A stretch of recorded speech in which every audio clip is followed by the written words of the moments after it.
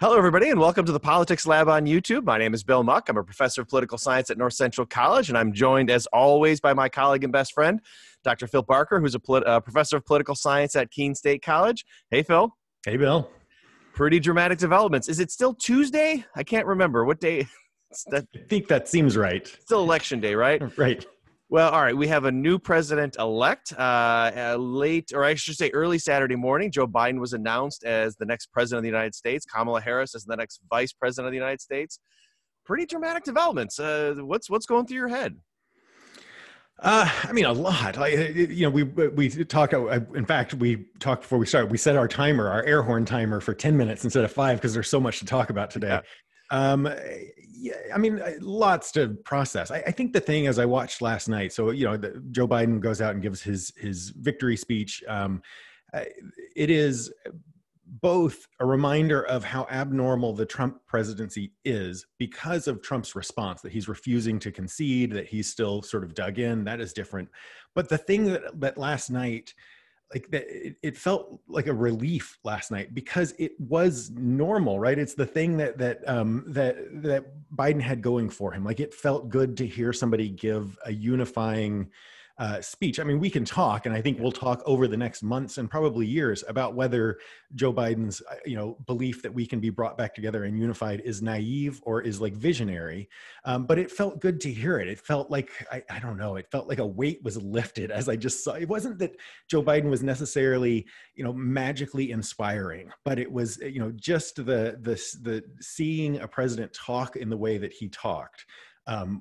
Felt good. And then, of course, it was historic, right? In so many ways, the fact that Kamala Harris was up there on the stage. I mean, I don't know. What was your reaction to last night? What are you kind of feeling this morning? Very, very similar, right? That it was, just to see the return to somewhat normal politics. And again, Biden was good last night. I don't know if he was great, but you're right. The fact that it felt presidential, it felt normal. The transition, listening to what Biden was saying from I to you. I mean, Trump is always about what he has done. And last night, Biden really went out to say, this is about you, the American public. That shift is dramatic and important. The fact that he talked about it being a president for all of Americans. Now, again, it's very idealistic at this point, but it's refreshing to hear that language. Kamala Harris, I thought that was maybe the more inspiring of the two speeches, to talk about the role of women in history in the U.S. election and how she's standing on the shoulders of others. Really inspiring. That was exciting to see all of that.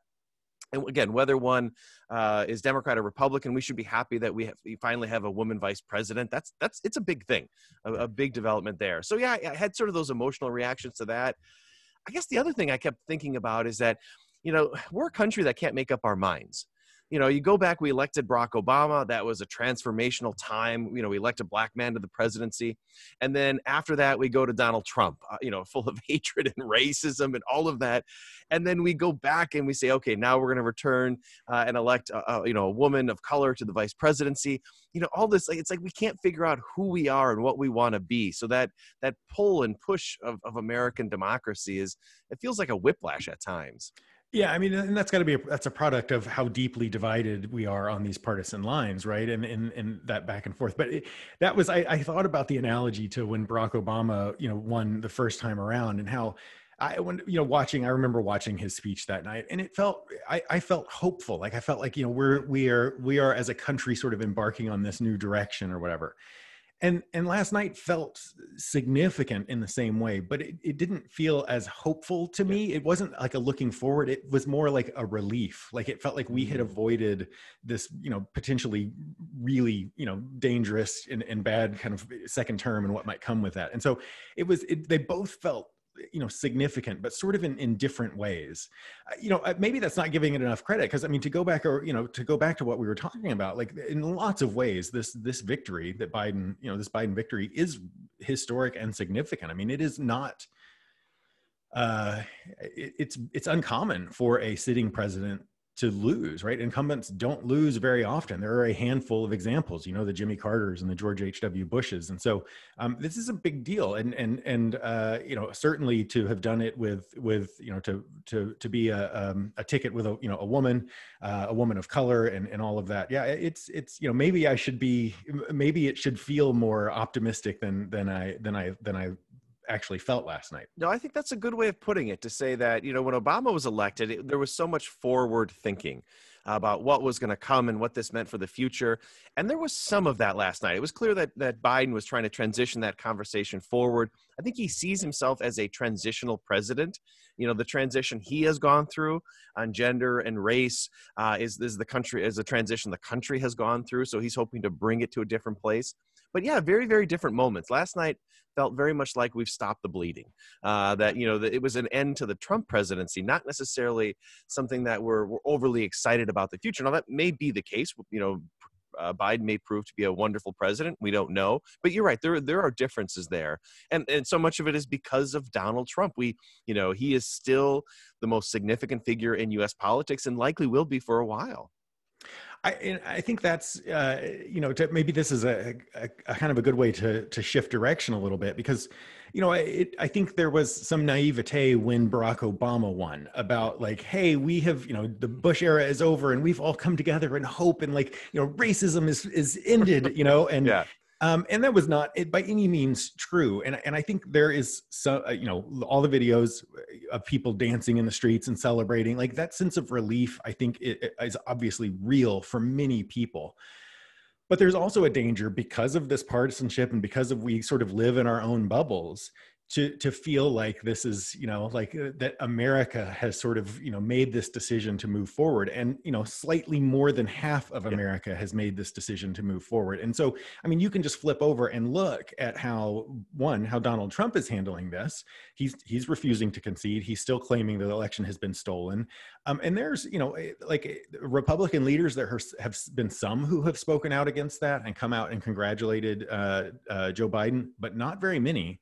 And when I'm looking at my local news stories and reading the comment section, like the idea that everyone, you could watch last night and feel like everyone realizes Joe Biden has won and we're all breathing a sigh of relief. And there's 48% of America who feels, maybe it's not 48%, there's a big chunk of America who still is on board with Trump and feels like this has been stolen from them. And we've got a long, this is not, this is like the beginning, there's a long ways to go to healing and unifying this country if it can be done. And I think that's the part that, it leaves me not feeling optimistic. It feels like we've passed the first of many tests. Right. And as you noted, barely, right? Right. We see this as progress. We barely, Trump had more voters than anybody in history other than Joe Biden, right? So this is still, the future of the country is still very much at stake. But you're right. If you think about the way, and the president isn't helping any of this. He's given a couple public remarks where he has come out and said, I won the election, they stole it from me, and in completely irresponsible ways.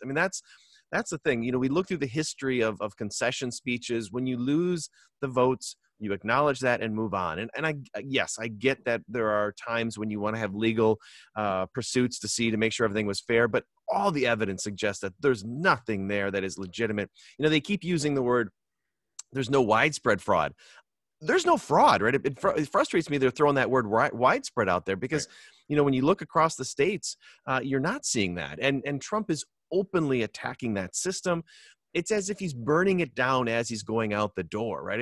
I don't think people fully appreciate the way in which that's going to excite his base and have them lose faith in another democratic institution. Those people who are counting the ballots, people in Georgia, those are Republicans that are counting those ballots, showing that Trump that Trump is losing. It's so irresponsible and so dangerous.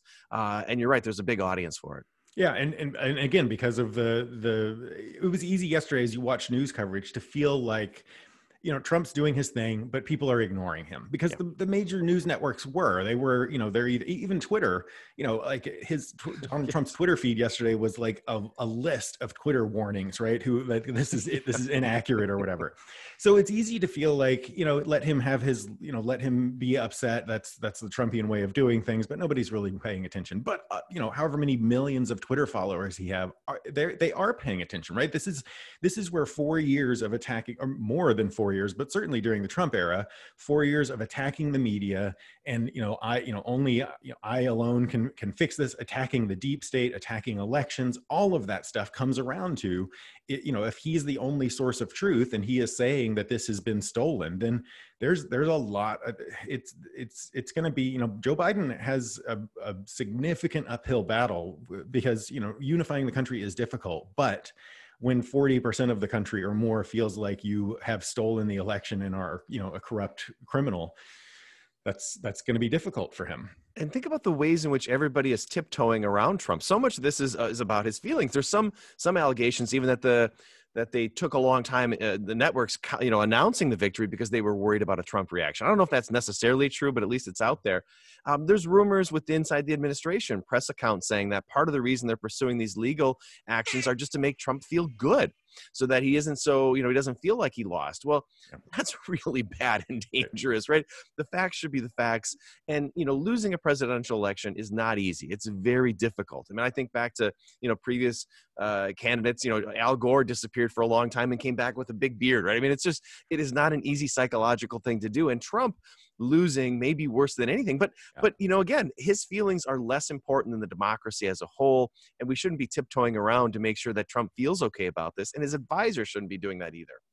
Yeah, this is where it would be wonderful to see some Republican leadership who, can acknowledge that, it sucks to have lost this election, but we respect the system.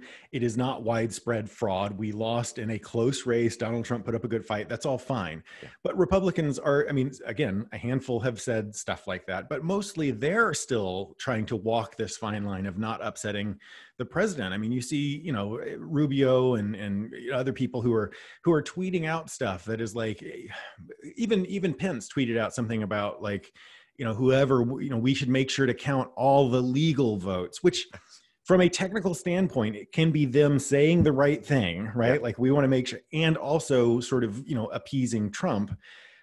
But appeasing Trump and giving a message that is not clear and that anyone can interpret in the way they want is exactly what gets us into this mess, right? We need people to be willing to say, Joe Biden didn't steal this, right? You need the John McCains, right? Who are willing to say, Joe Biden didn't steal this. He won an election. It was close. The American people are divided, but let's all pull together. We need the Republican Joe Biden, that sort of unifying message. And I'm not sure, one, where it would come from, and two, because the Republican Party the base has been sort of led down this road. I worry that even anyone who did that would be, ostracized and pushed aside. It's been fascinating to watch Fox News in all of this, where there's a real divide between the journalist side, which has been doing that, basically, coming out and saying that these allegations of fraud are illegitimate, that that Joe Biden won the presidency, and the opinion journalism side of Fox News, who's been flaming the fires of these claims of fraud, right? So Fox itself is torn. You get the sense that a lot of Republicans are as well, that even those who are supporting him know what's going on. But some of that may be Trump doesn't go away. I mean, he could run again in 2024. Right. He could be the kingmaker for who's next. I mean, the fact that Trump got 70 million votes means he is going to be a factor in whoever is going to turn around and lead the Republican Party if it's not Trump. I was under the impression that, with a big enough victory, Trump and Trumpism would go away. And I think what we saw on Tuesday, it's not. It's here. Yeah. It's here to stay, as troubling as that may be for us political scientists who want to return to a normal democratic process. Yeah. Well, should we wrap up? Yeah, I mean, you and I could keep going, but we'll have plenty more to say on Wednesday night when we do the podcast. But there's a lot to talk about, and there's going to be a lot to talk about in the coming weeks and months, and what's going to happen in a lame duck session. Like there's a lot that we're going to have to sort of sort through over the coming months and years. You're right. Thinking both about the end of the Trump presidency, the beginning of the Biden presidency, the next 73, 74 days are going to be really fascinating. So tune on Wednesday when we're going to have the time to really dive deeply into this. See you on Wednesday, Phil. Bye, Bill.